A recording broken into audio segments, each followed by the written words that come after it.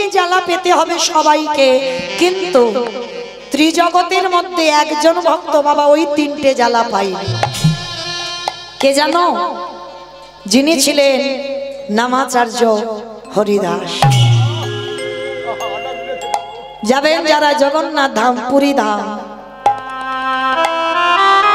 সমুদ্র থেকে বেশি দূরে নয়, স্বর্গদুয়ার থেকে বেশি দূরে নয়, কাছাকাছি আছে বাবা হরিদাস ঠাকুরের সমাধিস্থল। আর হরিদাস ঠাকুর থাকতো কোথায়?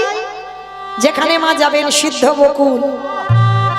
মনে রেখো মা, শুধু ওই জগন্নাথ মন্দিরে গেলে সমুদ্রে হাবুডুবু খাওয়া নয়, জগন্নাথ মন্দিরে অনেক কিছু দেখার জিনিস আছে, আজও তার প্রমাণ আমার মহাপ্রভু রেখে গেছে। ওই জন্য বলে যাই মা, সেই জিনিসগুলো অবশ্যই দর্শন করবে, সেই জায়গার মাটি অবশ্যই মারাবে। যারা জাননি তারা অবশ্যই করে যাবেন ওই জায়গাগুলো। যে জায়গাটা ছিল মা সিদ্ধ বকুল, দেখেছেন সিদ্ধ বকুল তলা? কতজন দেখেছেন? একবার হাতটা তোলেন দেখি। এই কজন?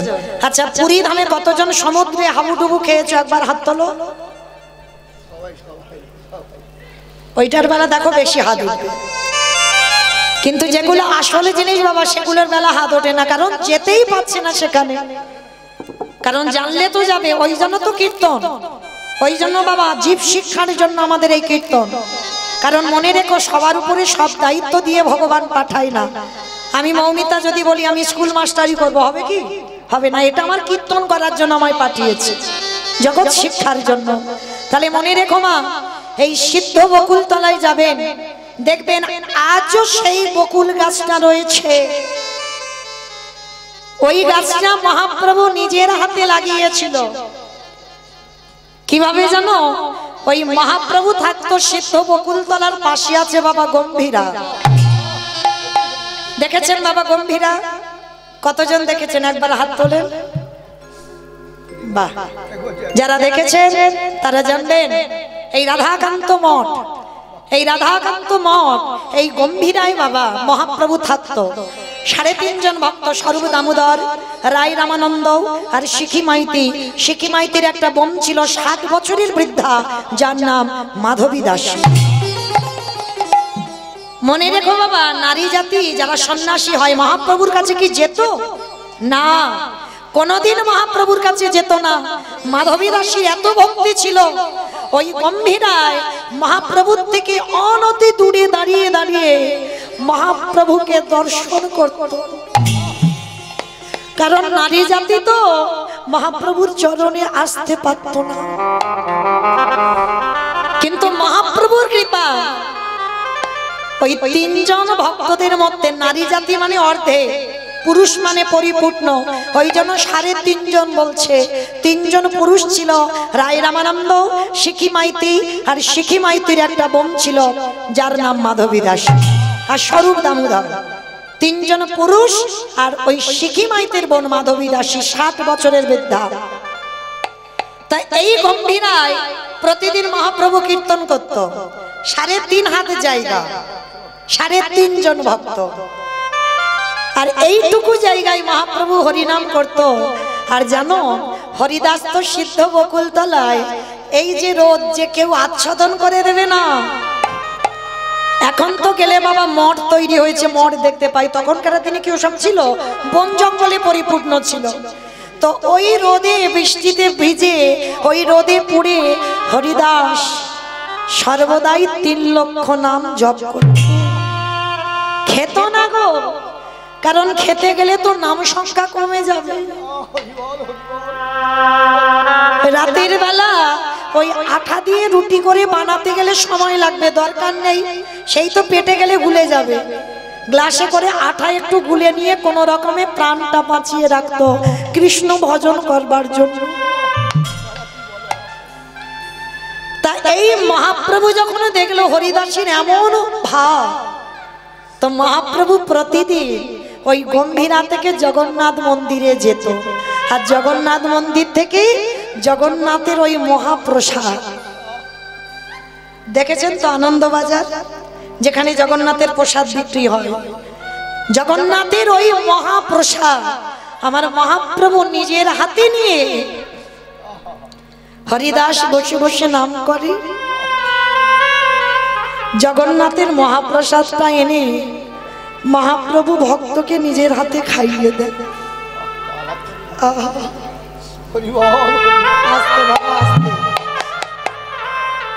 তো যখনই বাবা ওই প্রতিদিন মহাপ্রভু খাইয়ে দেয়, তো আজকের হরিদাস রোদে বসে বসে নাম করছে, মহাপ্রভু গেছে সকাল সকাল জগন্নাথ মন্দিরে, আর প্রসাদ স্বরূপ আমার ভগবান মহাপ্রভুর হাতে কি পড়েছে জানো? একটা বকুল গাছের দাঁতন কাঠি। মানে সকালবেলা ওই বকুলের কাঠিটা জগন্নাথের দাঁতন করতে দিয়েছিল, দাঁত মাজতে দিয়েছিল, আর সেই দাঁতন কাঠিটা আমার মহাপ্রভুর হাতে প্রসাদ স্বরূপ দিয়েছে।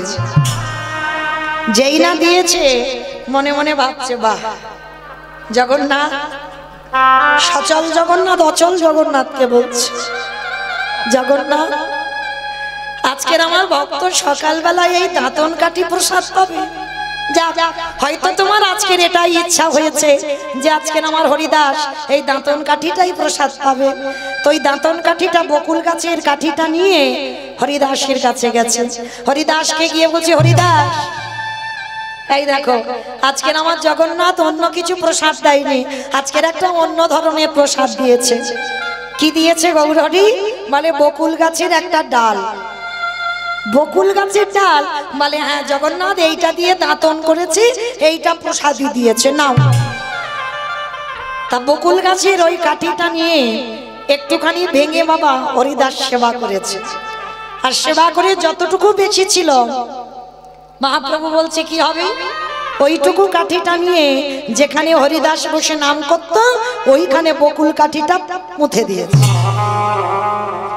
যখনই বকুল কাঠিটা পুঁতে দিল, এত প্রখর রোদ, মহাপ্রভু চলে গেল বাবা গম্ভীরায় নাম ভজনে, আর এত প্রখর রোদ, হরিদাস বসে বসে হরি নাম করতে পারছে না, এত কষ্ট হচ্ছে, সর্বশরীর থেকে ঘাম ঝরে ঝরে পড়ছে, কিন্তু নাম সংখ্যা বন্ধ দেয়নি।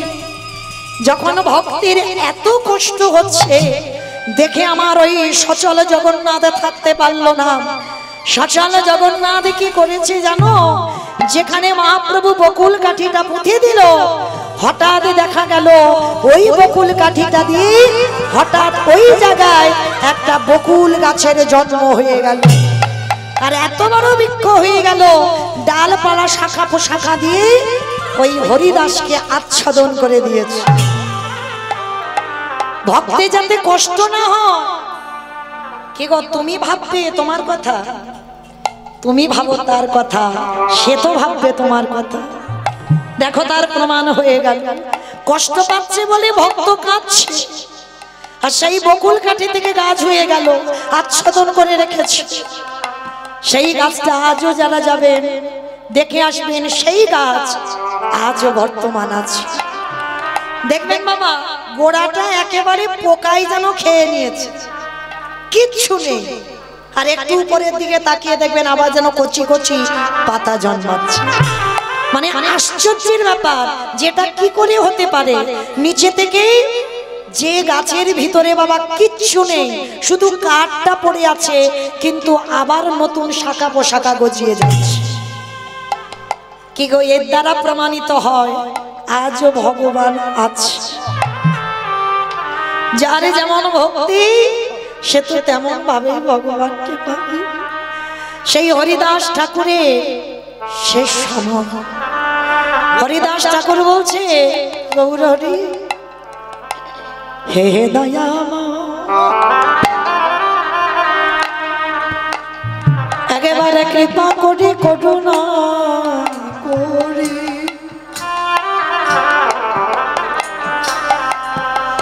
এবারে আমার যাবার সময় হলো, তুমি একেবারে কৃপা করে,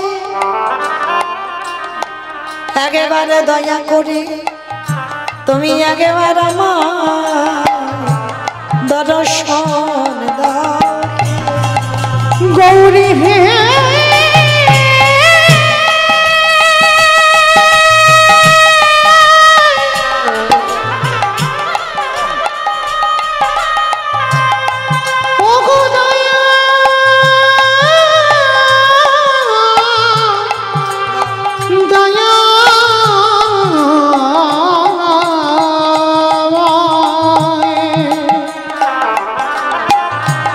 একেবারে কৃপা করি দেখা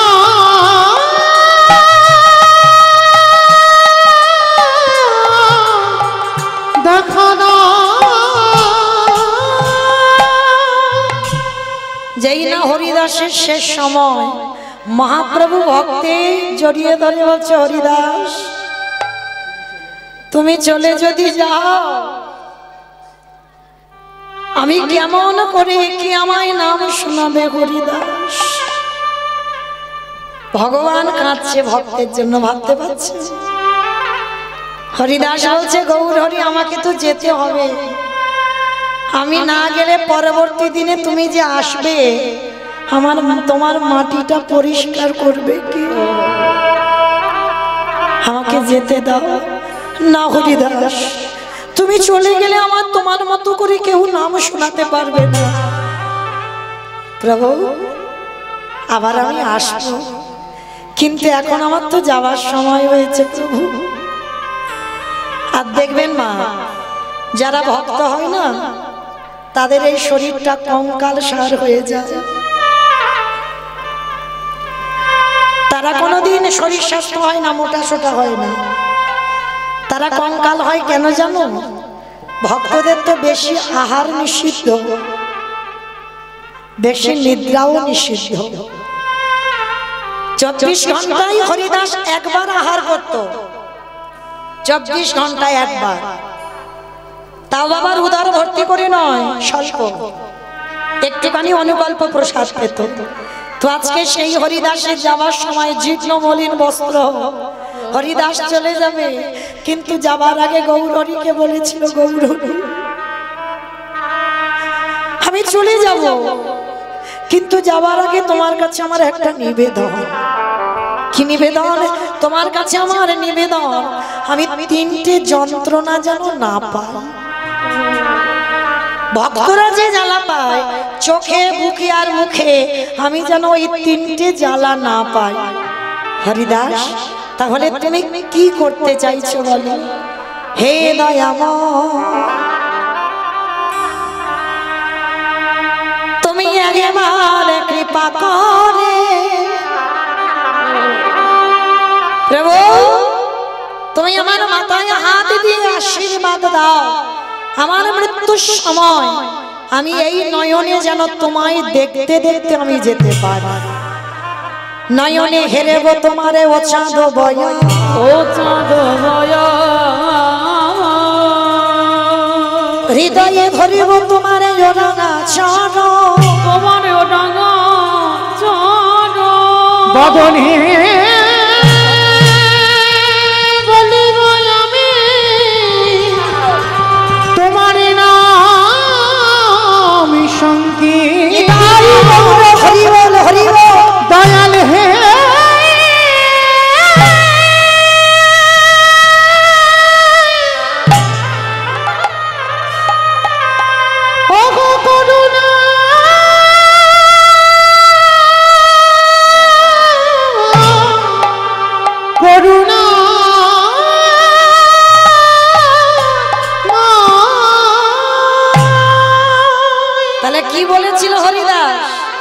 যাবার সময় তোমার এই চোখে যেন রূপটা দেখতে পাই, যাবার সময় তোমার চরণ দুটো যেন আমার বুকে থাকে, আর যাবার সময় আমার এই জিহ্বা থেকে যেন কৃষ্ণ নাম চলে না যায়।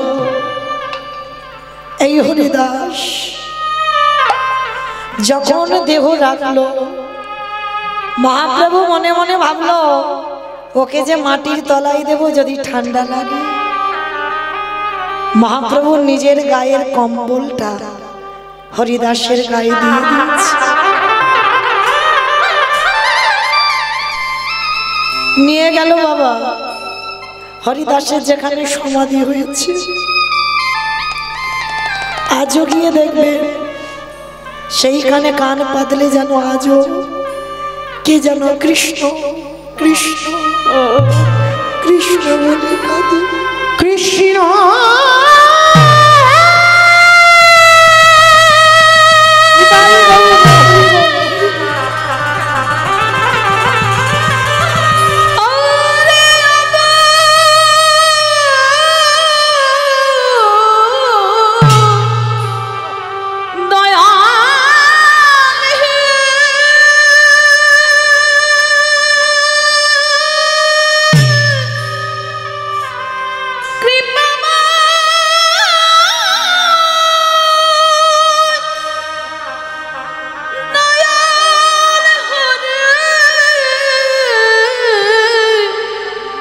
করে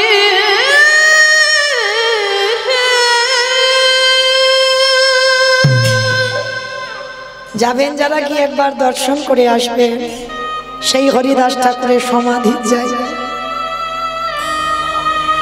সেই হরিদাস তিনি পাইনি বাবা তিনটে জ্বালা যন্ত্রণা, তারপরে জগতে যারা যারা ভক্ত আছে সবাইকে পেতে হলো জ্বালা।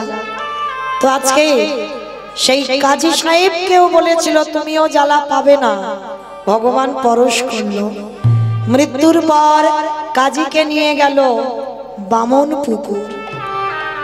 যারা দেখেছেন কাজীর সমাধি, মায়াপুরে ঢুকতে আগে স্টপেজে পড়ে মা কাজী সাহেবের সমাধি। মহাপ্রভু নিজের হাতে কাজীকে কবর দিয়েছে। শুধু কাজীকে কবর দিল না মা, জানো কাজীর একটা আক্ষেপ ছিল, আমার মৃত্যুর পর আমার কবরে কেউ ফুল দেবে না। ভগবান বলেছিল দরকার নেই কারোর দেওয়ার, আমি আছি তো। ভগবান নিজের হাতে একটা চাঁপা ফুলের গাছ পুঁতে দিয়েছিল। আজও যারা যাবেন গিয়ে দেখবেন সেই চাঁপা ফুলের গাছটা প্রতিদিন এত এত ফুল পড়ে যেন মনে হয় কাজীর কবরটাকে কেউ যেন ফুল দিয়ে সাজিয়েছে। তাহলে কি হবে গো তোমার ছেলে মেয়ে আত্মীয় পরিজন? যদি আমার ভগবানকে ডাকার মতো ডাকো, শেষের দিনে সেই তোমার পাশে দাঁড়াবে। তো আজকে লক্ষ্য করে দেখেন ভগবান কৃষ্ণ রাজস্বয় যজ্ঞে বলছে যুধিষ্ঠির দাদাকে, যুধিষ্ঠির দাদা, অযুধিষ্ঠির দাদা, কারণ আমার কোনো কালেই তো জাত বিচার ছিল না, সবার আগেই আমি পা ধোবার ব্যবস্থাটা করব। তো ভগবান কৃষ্ণ সবাইকে চরণ ধোবাচ্ছে। শুধু চরণ ধোবালো নয় মা, আরো একটা কাজ করেছিল। যত যত ভক্তরা এসেছে প্রত্যেকে প্রসাদে যখন পেল, কৃষ্ণ আমার ওই প্রসাদের থালাগুলো নর্দমায় ফেলেছিল। শুধু নর্দমায় ফেললো না, ওই প্রসাদই যেগুলো লেগেছিল একটু করে নিয়ে ভগবান আমার ওই প্রসাদীগুলো নিয়ে আজকের ভালো করে গায়ে মাখছে। যুধিষ্ঠির দাদা প্রশ্ন করেছিল, কৃষ্ণ কৃষ্ণ তুমি এই ভক্তদের পা ধোমাচ্ছ মেনে নেওয়া যায়, ভক্তদিন এটো পাতা পরিষ্কার করছো মেনে নেওয়া যায়, কিন্তু কৃষ্ণ ভক্তদের এঁটোগুলো তুমি গায়ে মাখছো কেন? ভগবান আমার মৃদু হেসে বলেছিল, জানো দাদা, এ তো আমার কর্মফল। শিখি কৃষ্ণ তুমি আবার পাপ করো? বলে করি না, সবাই পাপ করি, সবার পাপের বিচার আমি করি, কিন্তু আমার পাপের বিচার করবে কে? ভগবান বলছে আমার পাপের বিচার কে করবে? বলে সে কি কৃষ্ণ তুমি আবার পাপ করো? বলে আমি শুধু পাপী নয়, আমি হলাম মহাপাপী।